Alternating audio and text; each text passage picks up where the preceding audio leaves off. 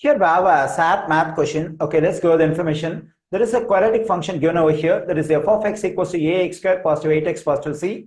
In the function above a and c are constants. If f of negative 30 equals to f of 6, what is the value of a? Okay, let me take this information. So that is f of negative 30 equals to f of 6. Already we know that f of x equals to ax squared positive 8x positive c. If I want to get the stuff which is equal to f of negative 30, I have to plug in x equals to negative 30 into this function. So when I do so, on the right side of the given function, I have to plug in x equals to negative 30 into this quadratic expression. So that is equal to f of negative 30. Okay, let me do it. So that is a times negative 30 the whole square positive 8 times negative 30 positive c equals to, okay, if I want to get f of 6, I have to plug in 6 for x into the given function over here. That is, I have to plug in x equals to 6 into this quadratic expression. So then I'm getting a times 6 square positive 8 times 6 positive c. Okay, now when I evaluate this negative 30 the whole square, I'm getting 900, positive 900. Positive 900 times a, it becomes 900 a.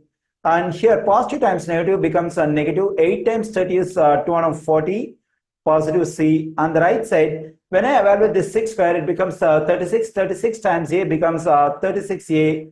And positive 8 times 6 is 48 positive c.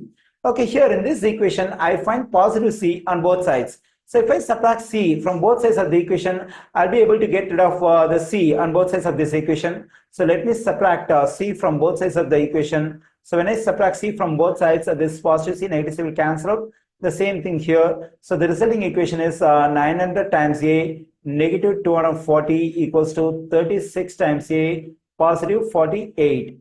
Okay, so here my aim is to get the value of a, but here the constant a appears on both sides of the equation. So I have to get rid of the term which contains a either on the left side or on the right side. Okay, let me get rid of this 36a on the right side. For that I have to subtract 36a from both sides. When I do so, here this positive 36a, negative 36a will cancel out. When I subtract 36a from 900a, I am getting 864a negative 240 equals to, on the right side, I am getting 48. Okay, now let me take this equation over here. That is 864 times a negative 240 equals to 48.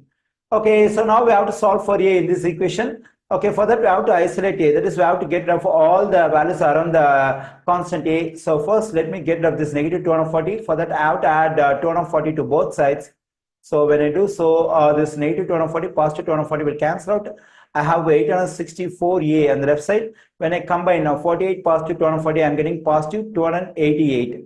Okay, now to solve for a, I have to get rid of this 864, which is multiplied by a. For that, I divide both sides by 864. So when I do so, this positive 864, negative 864 will cancel out.